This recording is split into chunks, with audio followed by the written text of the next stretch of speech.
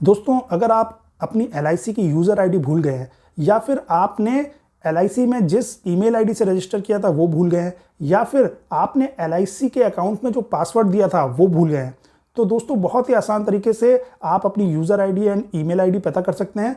उसके अलावा अपना नया पासवर्ड भी बना सकते हैं, वो भी अपने मोबाइल से। अब उसके लिए दोस्तों आपको करना क्या है, आपको प्ले स्टोर में जाना है अपने मोबाइल में और LIC का डिजिटल ऐप डाउनलोड कर लीजिए। दोस्तों जैसे ही आप ऐप डाउनलोड करके उसको ओपन करेंगे तो सबसे पहले आपको दोस्तों ये वाली स्क्रीन दिखेगी जो अभी मेरी मोबाइल पे आप देख रहे हैं। इसमें दोस्तों ऊपर लॉगिन का बटन है, उस पर क्लिक कर दीजिए। दोस्तों लॉगिन के बटन पे जैसे ही आप क्लिक करेंगे आपको ये वाली स्क्रीन दिखेगी। यहाँ पे दोस्तों forget user ID and password का आपको बटन दिख रहा है, उसके ऊपर क्लिक कर दीजिए। जैसे ही आप लोग forget user ID and password पे क्लिक करेंगे दोस्तों आपको ये वाली स्क्रीन दिखेगी। अब दोस्तों यहाँ पे बाय डिफ़ॉल्ट अपने आप पासवर्ड पे टिक है, देखिए अभी एरो का निशान। तो अभी क्या है, ये आपको पासवर्ड नया देने के लिए बोल रहा है, क्योंकि आप अभी अपना पासवर्ड अगर भूल गए हैं तो पासवर्ड यहाँ से नया दे सकते हैं। तो चलिए पहले हम सीख लेते हैं कि हम नया पासवर्ड कैसे दे सकते हैं, यूज़र आईडी कैसे पता करते हैं, वो मैं आपको बाद में बताऊंगा। उसके लिए आपको देखिए यूज़र आईडी के लिए बगल में एक ऑप्शन दे रहा है यूज़र आईडी का। तो जब हमें यूज़र आईडी पता करनी होगी तो हम उसको टिक करेंगे। अभी पासवर्ड पे टिक है तो हम नया पासवर्ड बनाना सीखते हैं।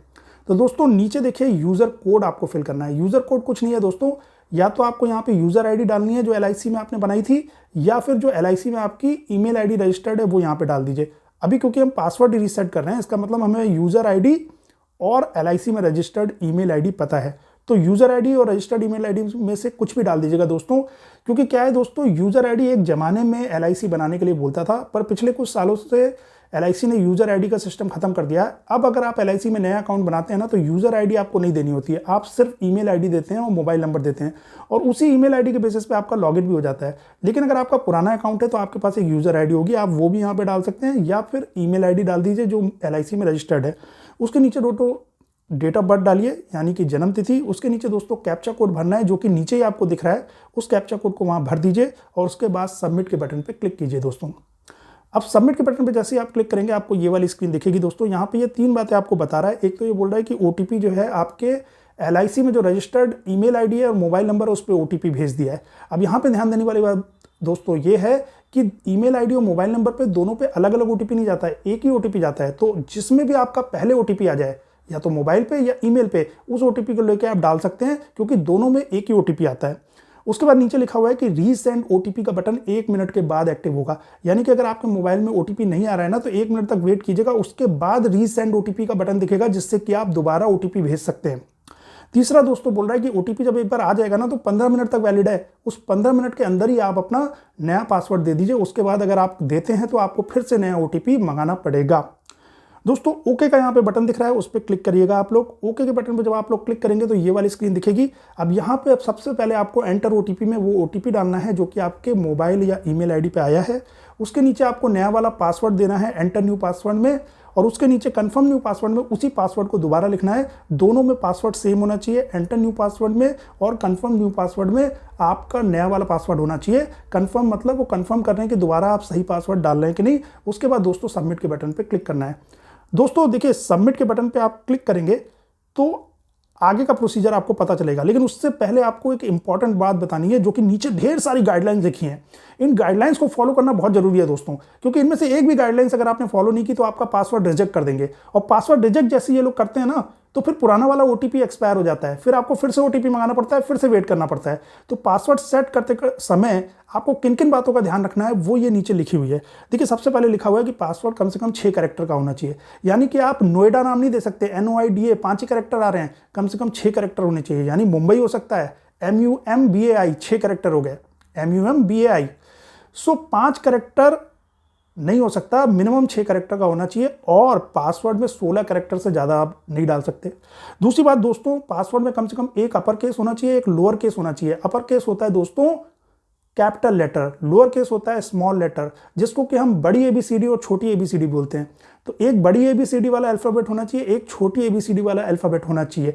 यानी कि जैसे आप मुंबई लिख रहे हैं ना तो कैपिटल M कर दीजिए, U को स्मॉल कर दीजिए, बाकी जो बचे हुए 4 लेटर हैं आप उनको कैपिटल स्मॉल कुछ भी कर सकते हैं, सारों को कैपिटल कर दीजिए, सारों को स्मॉल कर दीजिए, पर कम से कम एक कैपिटल लेटर और एक स्मॉल लेटर होना चाहिए।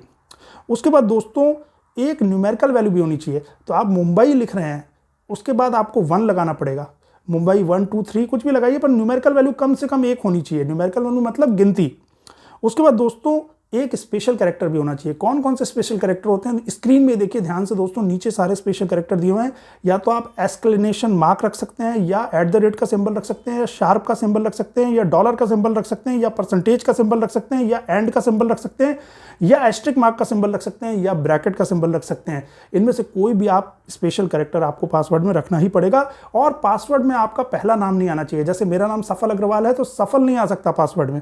उसके बाद पासवर्ड स्पेशल कैरेक्टर से स्टार्ट नहीं होना चाहिए, यानी जो ऊपर स्पेशल कैरेक्टर बताए गए हैं वो उनसे पासवर्ड शुरू नहीं हो सकता। पहले स्थान के बाद आप दूसरे स्थान और तीसरे स्थान और कहीं पे भी रख सकते हैं, लेकिन पहले स्थान पे स्पेशल कैरेक्टर नहीं आना चाहिए।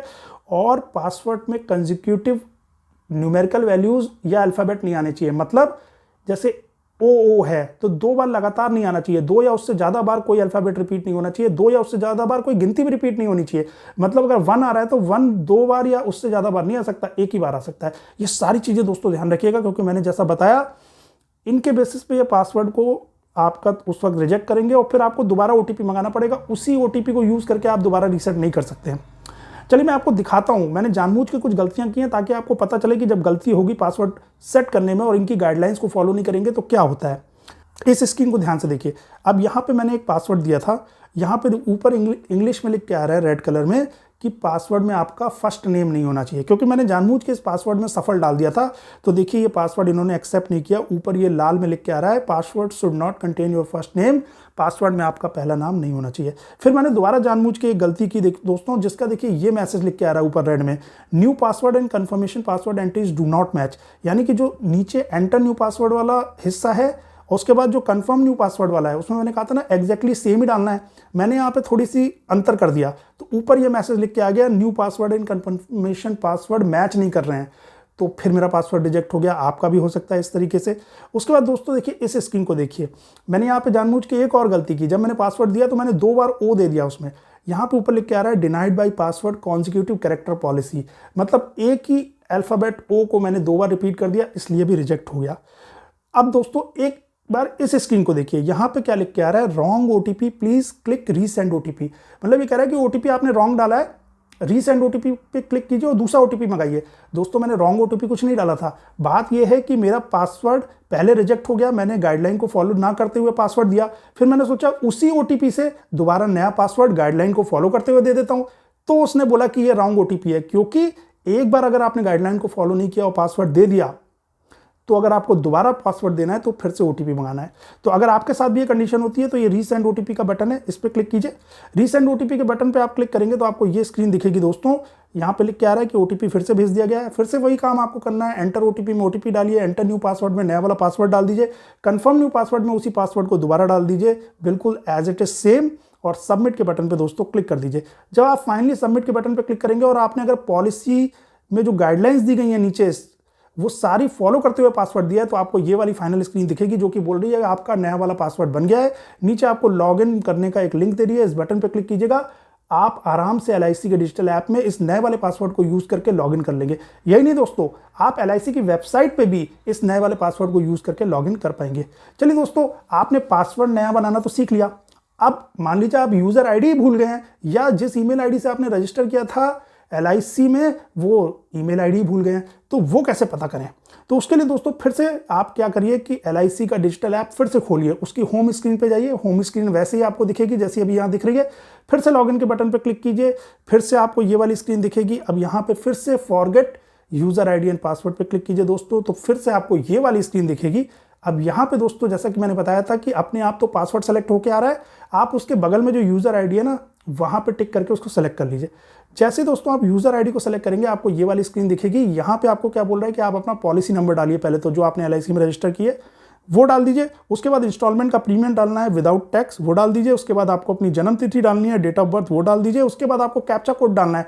अब दोस्तों आप कहोगे कैप्चा कोड यहाँ दिख नहीं रहा है, क्योंकि आपको भी नहीं दिखेगा। उसके लिए आपको करना क्या है, नीचे देखिए दोस्तों 2 एरो बने हुए हैं, उन 2 एरो पे क्लिक कीजिएगा। रिफ्रेश के बटन की तरह 2 एरो बने, उन पे क्लिक कीजिए। उसके बाद कैप्चा कोड आ जाएगा। अगली स्क्रीन देखिए, मैंने उन 2 एरो पे क्लिक किया और यहाँ पे नीचे कैप्चा कोड आ गया। तो आप भी उन एरो पे क्लिक करके कैप्चा कोड मंगा लीजिएगा। पॉलिसी नंबर डालिए, इंस्टॉलमेंट प्रीमियम डालिए, डेट ऑफ बर्थ डालिए, कैप्चा फिल करिए और फिर जो नीचे सबमिट का बटन है उस पर क्लिक कर दीजिए दोस्तों।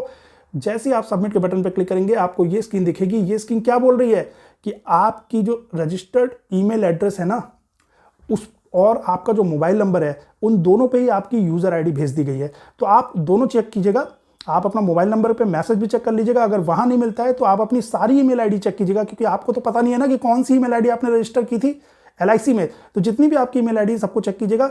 जो एलआईसी में रजिस्टर्ड ईमेल आईडी थी उसमें एक मेल आया होगा दोस्तों।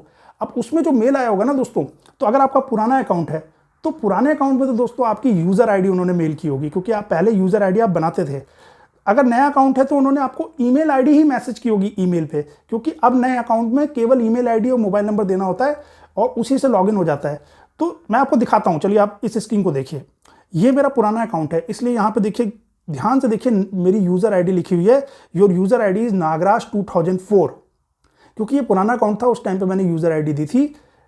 और अब आप स्क्रीन को देखिए, यहाँ पे देखिए उन्होंने मुझे इस वाली स्क्रीन में बोला है your user ID is safalagarwal@gmail.com, मेरी ईमेल आईडी दी है, क्योंकि ये नया वाला अकाउंट है। दोस्तों इवन पुराने वाले अकाउंट में भी आपकी जिस ईमेल आईडी पे यूज़र आईडी आई है ना, वही ईमेल आईडी आपकी रजिस्टर्ड ईमेल आईडी है। तो उसको यूज़ करके आप अपने एलआईसी के ऐप में और एलआईसी की वेबसाइट में लॉगिन कर सकते हैं। आप यूज़र आईडी को आप भूल ही जाइए। आपको बस दोनों तरीकों से ये पता चल गया कि कौन सी एलआईसी की अकाउंट में आपकी कौन सी ईमेल आईडी लगी हुई है, कौन सी रजिस्टर्ड ईमेल आईडी है। तो दोस्तों जो तरीका मैंने बताया है उससे आप आराम से अपना पासवर्ड भी नया बना पाएंगे और अपनी रजिस्टर्ड ईमेल आईडी और यूज़र आईडी जो एलआईसी में है वो भी पता कर लेंगे।